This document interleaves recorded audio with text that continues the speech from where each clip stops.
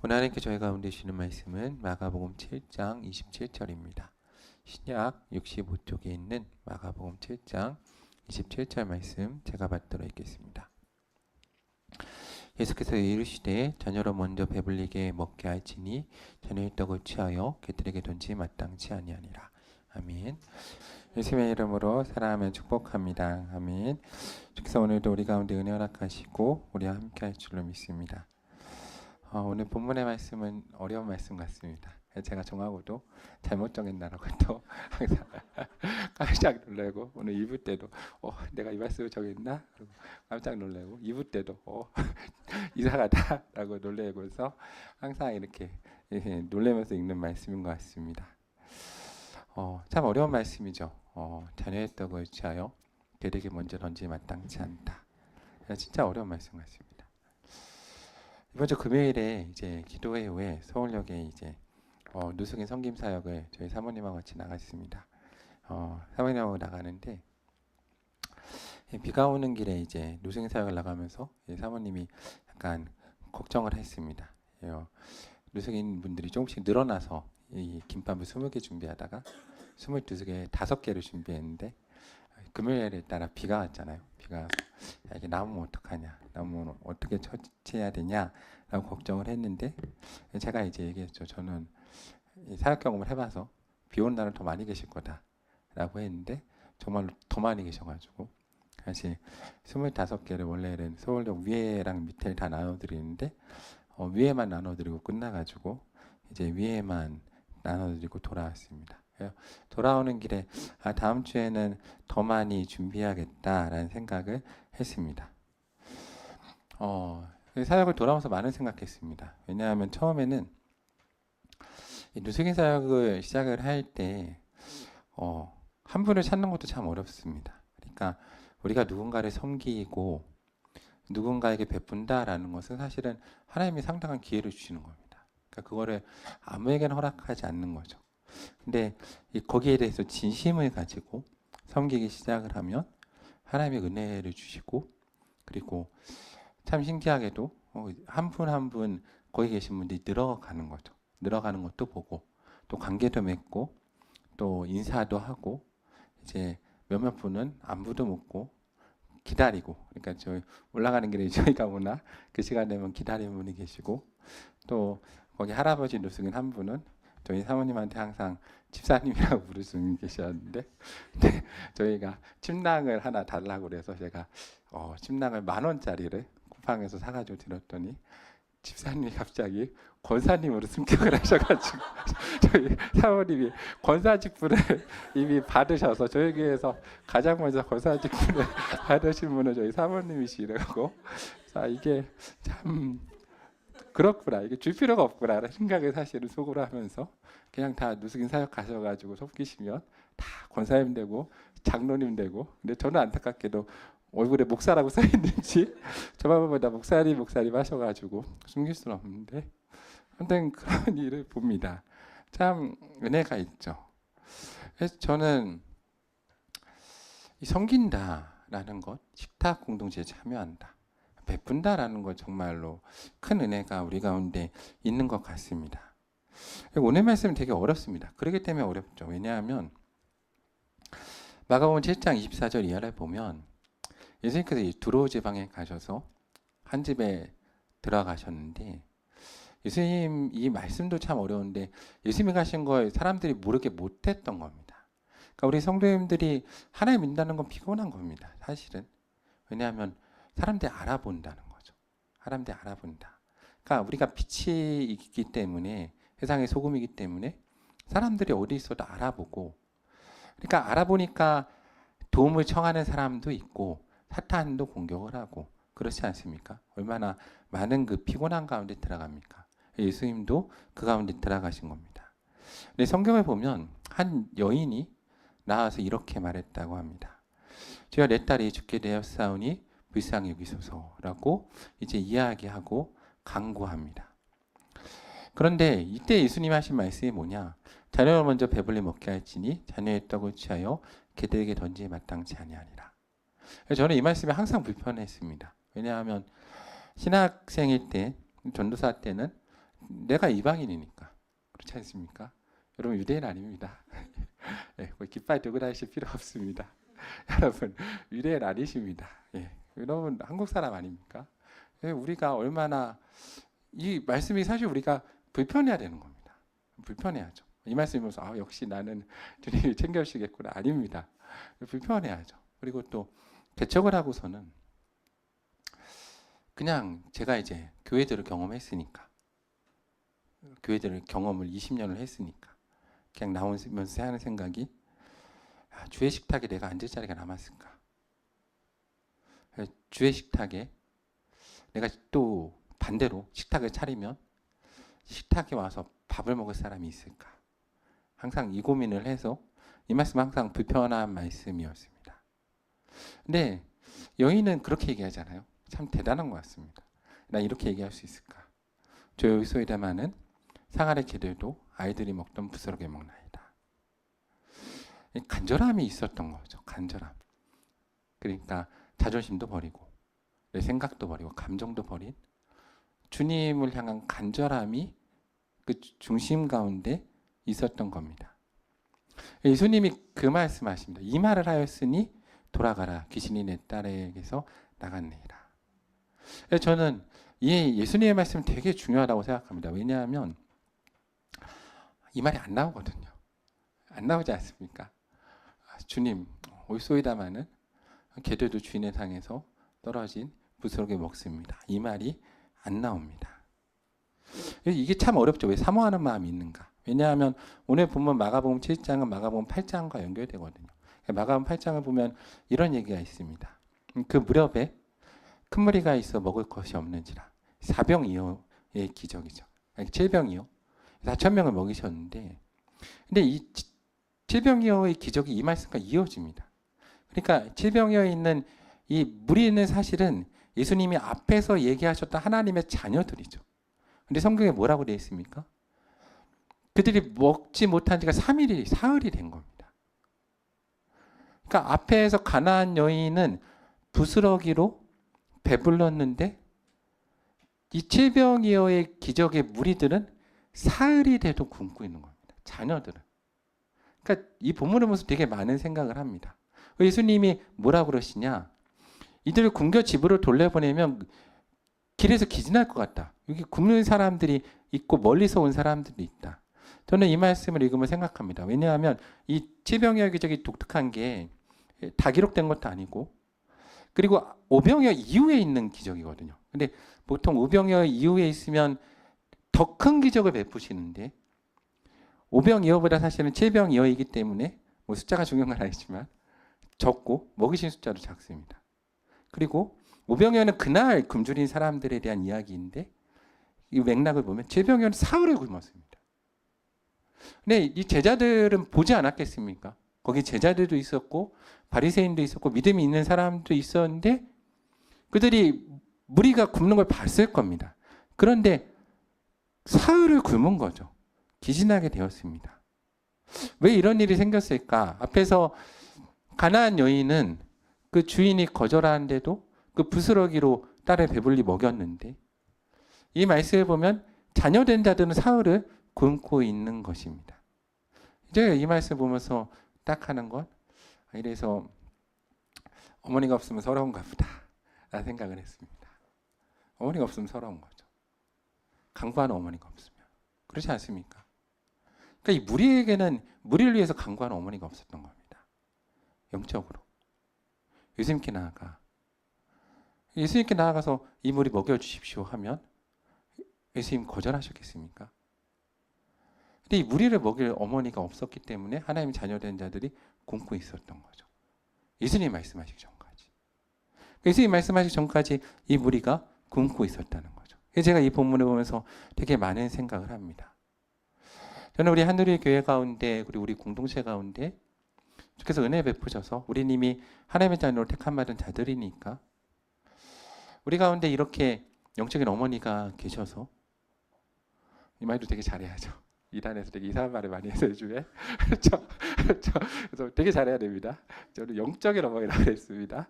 영적인 어머니가 계셔가지고 하나님의 은혜로 예수 그리스도 앞에 나아가 무리와 굶는 자들을 위해서 간구하는 자들이 있어야 됩니다.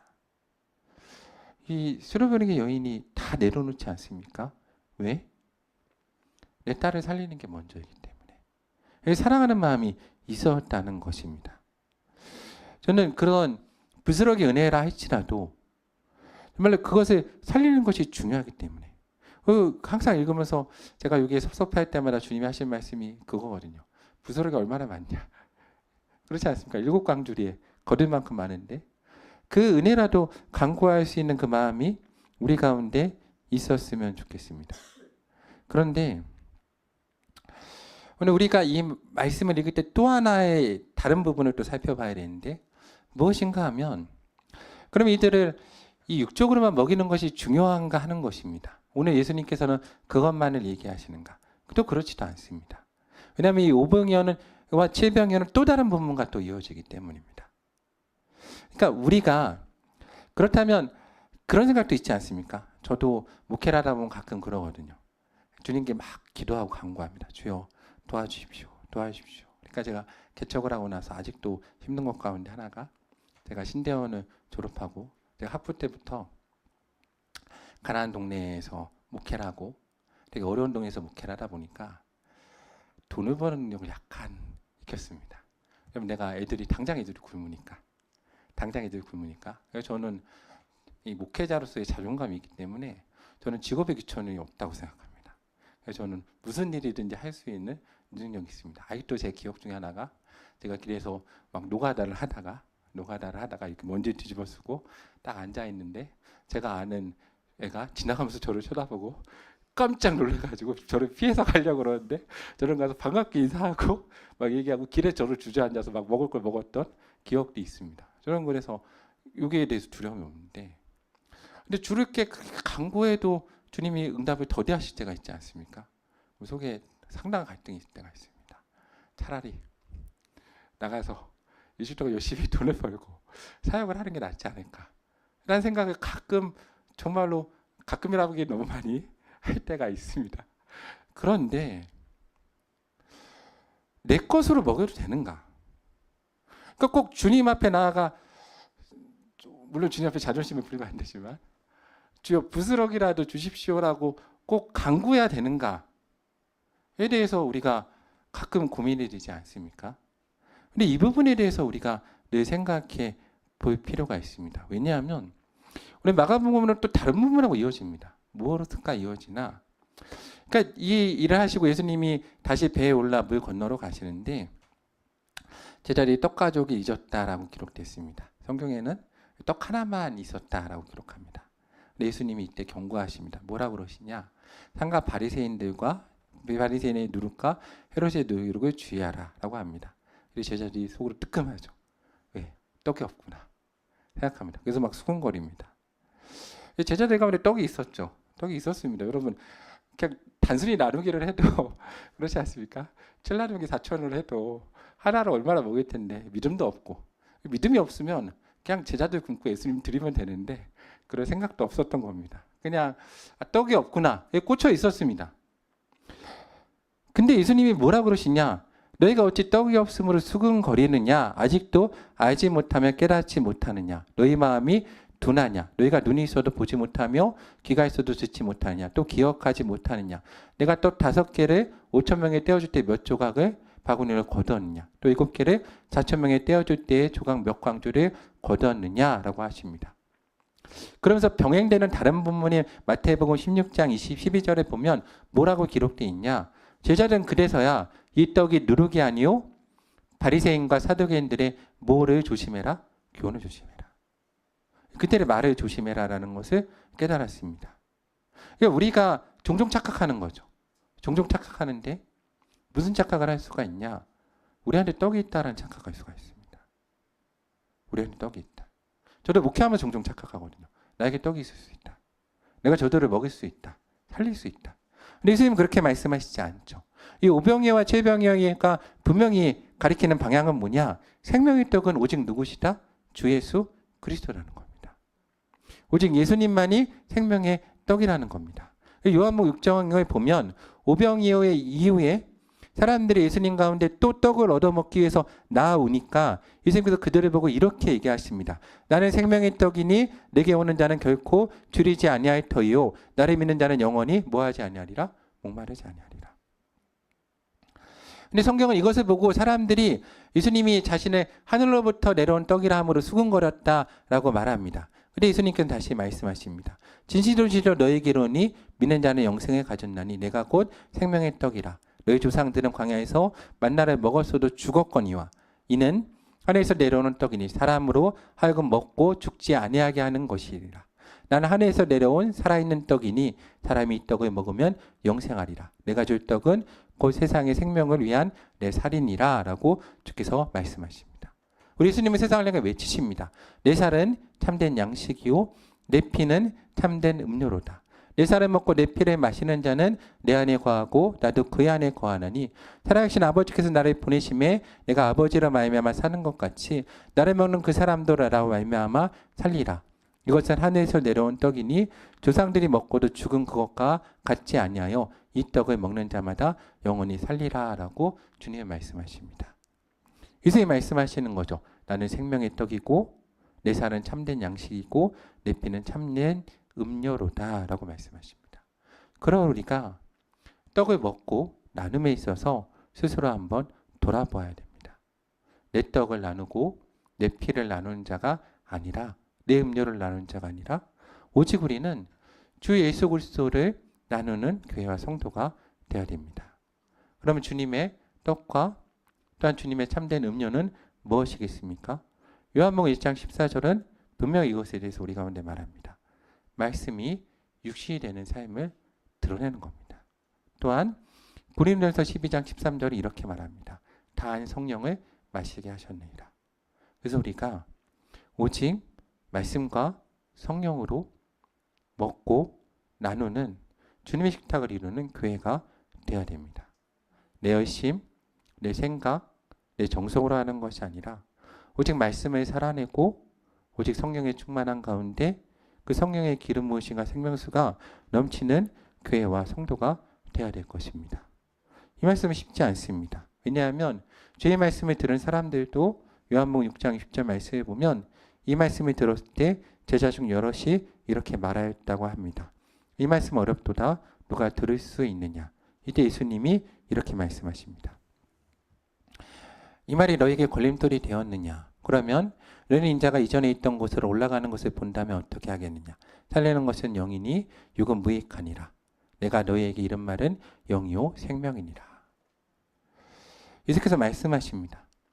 그러니까 우리는 이미 예수 그리스도의 부활 승리를 본 자들이고 십자가에 그리고 오순절 성령의 사건을 경험한 사람들입니다. 그래서 우리는 우리 삶 가운데 내 생각과 감정이 아니라 내가 옳다고 생각하는 것도 물론 지키며 나아가야 되지만 하나님의 말씀이 이루어지고 그 말씀의 이루어짐을 나누는 교회와 성도가 되어야 됩니다. 참되게 예배하고 기도하고 성령 충만한 가운데 은혜 받아서 성령의 그 기름 부으심과 생명수가 차고 넘쳐서 그 생명수로 많은 사람을 먹이는 교회와 성도가 되어야 될 것입니다. 근데 문제는 내 안에 떡도 없고 참된 음료도 없다는 겁니다. 우리가 죄인이라는 거죠. 악하다는 겁니다. 요한복음 6장 65절을 보면 예수님께서 이렇게 말씀하십니다. 그러나 전에 너에게 말하기를 내 아버지께서 오게 하여 주지 아니하시면 누구니 내게 올 수 없다라고 하십니다. 이것은 주께서 우리 가운데 은혜를 주셔야죠. 하나님의 말씀 우리 가운데 주셔야 되고 성령을 우리 가운데 부어주실 때 이 일을 우리가 감당할 수 있는 것입니다. 그렇기 때문에 사실은 주 앞에 나 간구할 수 있는 것입니다.